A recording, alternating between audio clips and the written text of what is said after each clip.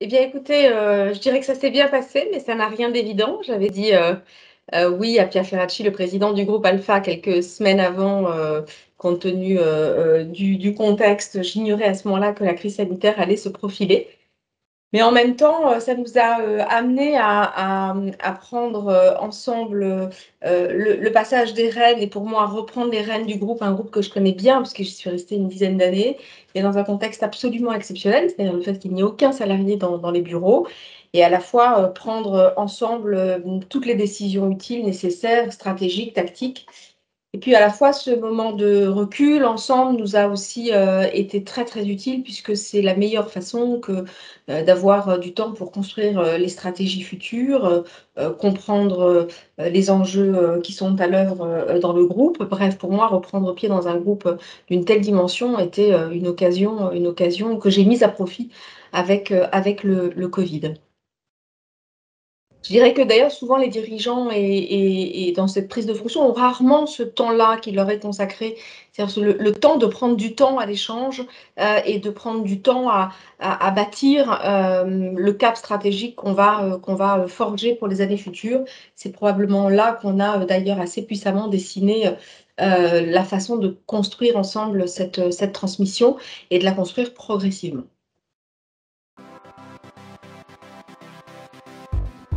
Moi, ma conviction profonde, c'est que une entreprise ou des entreprises dont les convictions sont aussi fortes, dont l'ancrage est aussi important et mené avec une incarnation telle que celle d'un président qui a été son fondateur, suppose d'abord de bien comprendre ce qui relève d'une incarnation et donc forcément de ne pas faire fi de cela en se disant qu'on pourrait mener une transformation en un an.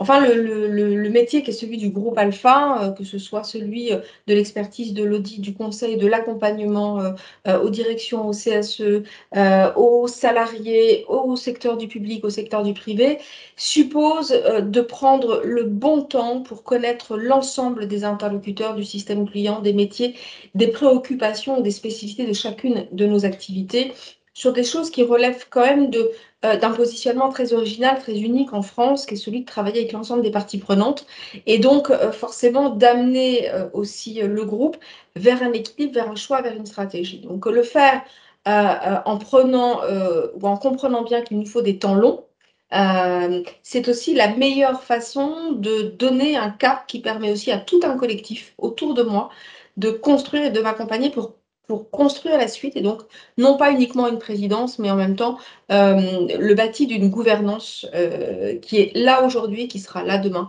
pour créer les enjeux de pérennité de la gouvernance. Ça passe, la gouvernance, par Pierre Ferracci, ça passe par moi, ça passe par des hommes autour de nous, ça passe donc par un collectif, par une équipe de gouvernance. Et donc, c'est ça qui rend puissant et complètement ancré le groupe sur ses fondamentaux.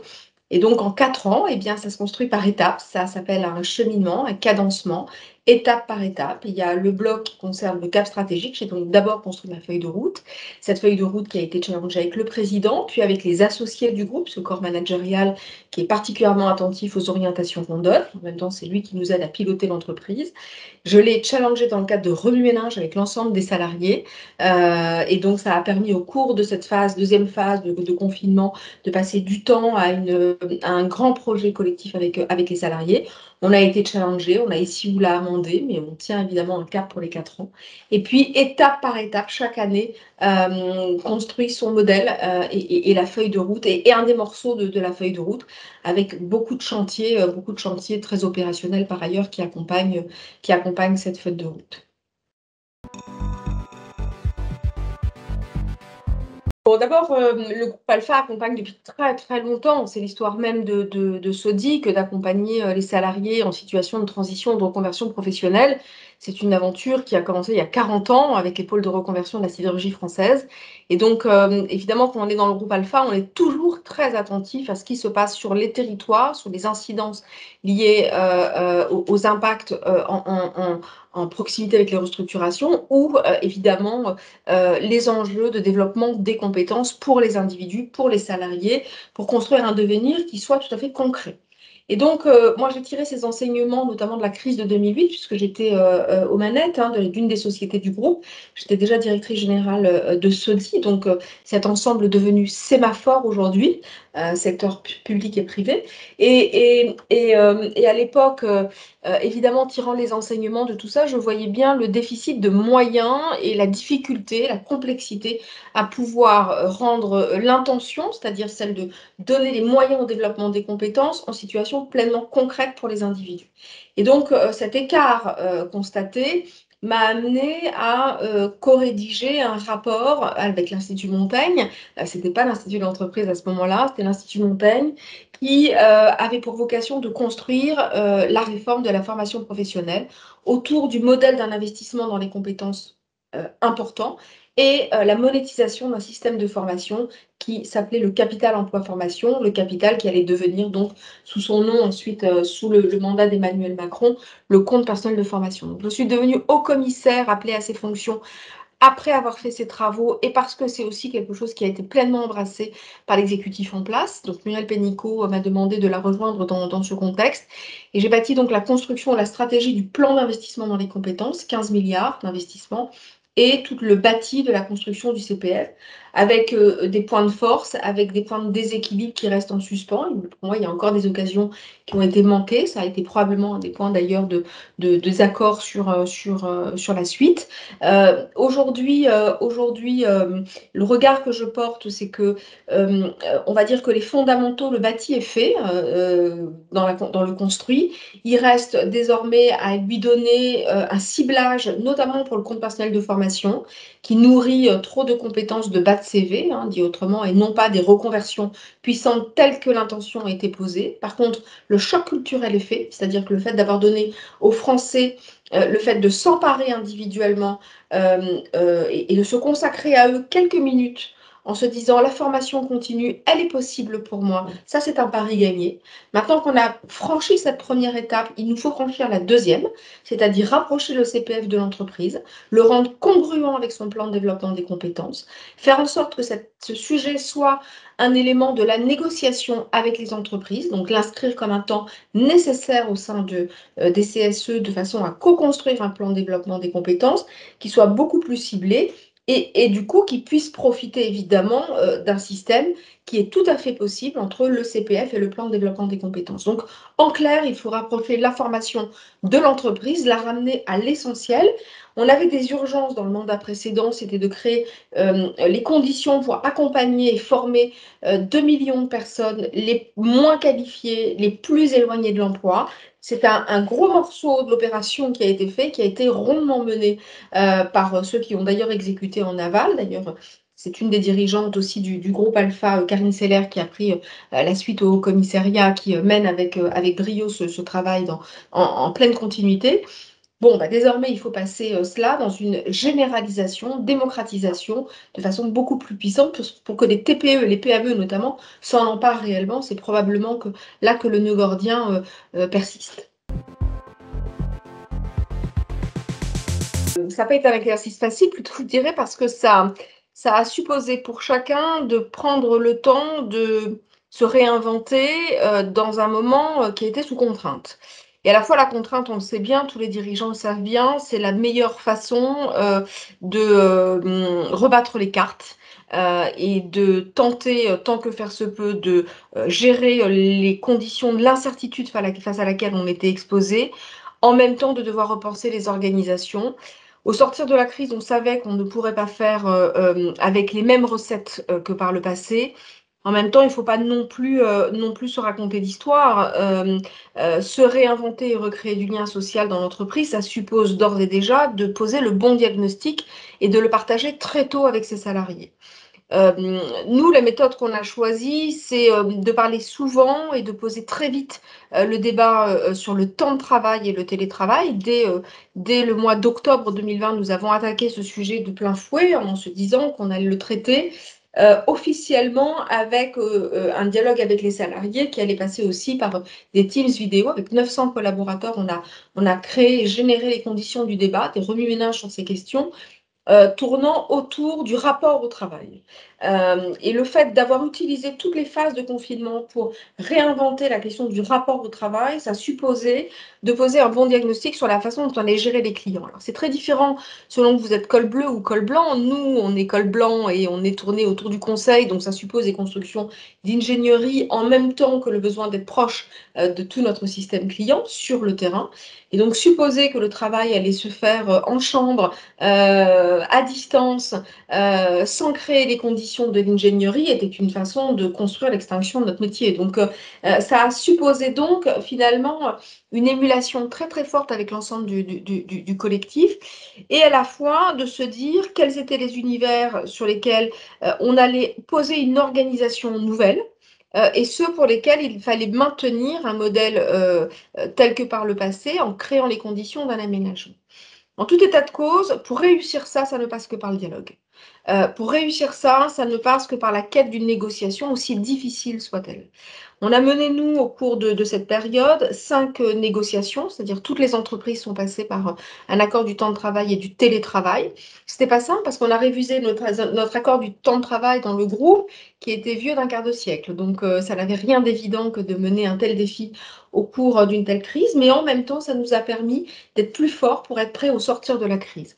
Moi, je pense que recréer du lien social, ça suppose aussi de faire revenir les salariés, de trouver le bon équilibre sur le temps du télétravail. Et donc, ce que je peux dire pour ce qui est de notre expérience, on l'a mené aussi pour le compte de nos clients, mais c'est d'être prêt au mois de septembre pour faire revenir très vite tout le monde, avec des messages clairs auprès des salariés, tout en se disant, là où on revient, eh bien, les temps collectifs sont plus intéressants, c'est-à-dire qu'ils supposent pour chacun d'y trouver son intérêt, mais son intérêt, c'est pas un intérêt à la carte. C'est pas un intérêt qui consisterait à dire bon, moi, ce que fait aujourd'hui le manager, ça ne m'intéresse pas, donc je viens quand je veux. Non, le deal, c'est d'avoir des règles du jeu qui soient claires entre le besoin de co-construire à certains endroits ensemble et de considérer que le télétravail peut être évidemment quelque chose qui est compatible dans notre nouveau mode d'organisation. Après tout, on a réussi pour partie à fonctionner comme ça pendant la phase du Covid, mais ça ne peut pas être dans des phases de déséquilibre du temps totalement démesurées. Donc, on a créé ces conditions-là et on se bat pour continuer à générer du lien social très fort en la matière. Il y a des entreprises qui n'ont pas résisté à ça et le télétravail maximal au cours de la période avec des tentatives de retour aujourd'hui, on le voit bien chez nos clients, ont des effets délétères sur l'organisation, ont des effets de déconstruction et ont des impacts directs sur les conditions de travail et la santé des salariés. C'est quelque chose qui est tout à fait perceptible pour nous dans le cadre de nos missions. Donc on voit bien celles qui ont mené le jeu du dialogue et celles qui ont finalement fait le jeu du stop and go. Et je pense qu'on avait un processus très caricatural du stop and go aussi mené un peu par l'exécutif qui n'était pas simple parce que l'entreprise a dû tout au long de cette crise des 18 mois gérer, être le tampon et construire les conditions du raisonnement. Alors où on se parle, Jean Castex a annoncé hier matin un nouveau protocole sanitaire dont on ne voit pas tout à fait où débouchera à terme, parce que pour l'instant, on est parti pour 2-3 jours de télétravail et surtout l'arrêt de tous les regroupements pour cette fin d'année sur les moments festifs. Ça joue beaucoup sur le moral des salariés, donc c'est quelque chose qui a toujours tendance à déliter un peu le lien social. Alors, on espérait aussi, par ces moments festifs, continuer à resserrer plus encore les liens et se rappeler ô combien tous ces moments-là et ces temps forts sont importants. Ces moments vont nous être volés par un Covid, non pas par Jean Castex, mais bien par un Covid. Bon, je crois qu'il va falloir être bon élève, mais en même temps, il faut aussi tempérer ces temps d'inquiétude. Le Covid va vivre avec nous pendant longtemps. Donc, désormais, tout le deal, c'est de gérer et urgence et en même temps tempérance dans l'entreprise pour faire en sorte que le lien social ne se délite pas dans la durée.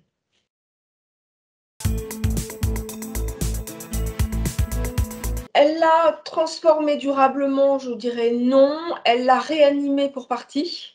Vous savez, il y a eu le temps de réanimation, c'est-à-dire d'un effet de sursaut collectif, un dialogue social absolument nécessaire pour traiter ensemble une crise. Donc, elle a pris un format un peu nouveau, c'est-à-dire le format de la cohésion à un instant T nécessaire. Ça, c'était le temps 1 du confinement. Il y a eu un temps 2 très vite, et d'ailleurs ça a été une de nos préoccupations, comment gérer un dialogue social réanimé tout d'un coup avec du distanciel. Et donc là, c'est la question des outils, c'est au fond comment le dialogue social peut résister au distanciel. Et on a bien vu finalement, comme dans les entreprises, un dialogue social qui a su embrasser et qui a su se transformer très très vite pour tenir compte, parce que je rappelle que dans le dialogue social, il a fallu juste gérer les quelques protocoles sanitaires qui se sont succédés, ils étaient nombreux, les quelques enjeux d'urgence ou de réorganisation, ils étaient nombreux, toutes les entreprises qui ont dû mener des accords, que ce soit l'activité partielle, que ce soit la PLD, et ainsi de suite, les APC, et j'en passe. Sans compter celles qui, pour celles qui étaient le plus exposées, des restructurations extrêmement urgentes. Donc, naturellement, vous avez là un dialogue social qui, réanimé dans la séquence, a su être au rendez-vous, quand bien même les difficultés qu'il fallait dépasser. Donc, dans les temps difficiles, au fond, le dialogue social se renforce là où il était puissant hier et là où finalement les deux parties réussissent malgré tout à trouver des voies de convergence pour trouver des solutions. Pour autant, est-ce qu'aujourd'hui, il a été durablement transformé? Je dirais que les vieux réflexes reviennent parfois et qu'ils sont tenaces. Donc, moi, je pense que ce qui est évident, c'est que de cette phase de réanimation, il y a des prises de conscience d'un nouveau genre qui font qu'on ne peut pas faire sans et qu'on doit faire avec et trouver les conditions d'un dialogue puissant dans l'entreprise. Ça suppose de la formation pour les élus, encore et encore. Il y a besoin évidemment de trouver le modèle qui permet à l'ensemble des parties d'abord d'avoir la sémantique, le langage pour pouvoir construire ce dialogue, mais en même temps d'aller chercher des solutions ensemble. Aujourd'hui, il y a beaucoup d'impacts à la crise qui sont liés à des enjeux de réorganisation, d'organisation, je l'ai dit tout à l'heure, qui sont absolument manifestes. Les questions sur la santé au travail sont une réalité. Il peut y avoir quelques environnements de déni, plutôt du côté des directions généralement sur ces sujets. Il ne faudrait pas que le dialogue social se délite par refus de voir et en même temps par refus de traiter. Là où quelque part le télétravail va avoir aussi son lot de mauvaises surprises, puisque lorsqu'on ne voit plus rien, eh bien, on serait tristement borgne et aveugle à la fois et les conséquences deviennent parfois dramatiques. Donc, toute la question, c'est de trouver ce bon équilibre. En ce sens, il sera durablement transformé que les deux parties prendront à chaque fois tous ces problèmes à traiter à bras-le-corps avec la même dynamique que ce qui s'est produit au cours de la crise économique et sanitaire. D'abord, vous remercier de m'avoir écouté. Je suis avec Pierre, une adhérente de l'Institut de l'entreprise et je crois beaucoup aux travaux qui peuvent être menés par l'entreprise. Je sais que l'approche humaniste et en même temps très tournée vers les parties prenantes de l'Institut de l'entreprise est quelque chose de puissant et d'utile aussi pour éveiller les consciences dans nos entreprises, mais également auprès de l'ensemble des parties et des pouvoirs publics. Donc, je salue le travail qui est fait par l'Institut de l'entreprise. Moi, le dernier message que j'ai envie de vous passer, d'une certaine façon, c'est de continuer à investir dans l'entreprise. L'entreprise, c'est le lieu où se joue l'essentiel entre les directions et les salariés, l'essentiel dans le construit d'une vie professionnelle, l'essentiel sur ce qui relève d'un des éléments du bien-être dans la vie en général. Et donc, à partir de là, de mon point de vue, les entreprises ont su démontrer pendant la crise qu'elles étaient un vrai rempart aux enjeux de la crise sanitaire. Elles ont maintenu ce lien social tant qu'elles ont pu le faire. Il y a évidemment des difficultés partout, mais elles savent démontrer cette agilité, cette résilience permanente. Elles en ont fait la démonstration. Moi, j'ai envie de dire qu'on ne les salue pas assez dans ce pays. Eh bien, ici, c'est un peu l'occasion de le faire. Mais ça se fait qu'à condition que salariés et direction jouent la partition ensemble. Et le plus dur, c'est de trouver en permanence cette maïotique. Voilà, le dialogue social est là pour ça. Donc, c'est la raison pour laquelle j'y crois. Merci beaucoup.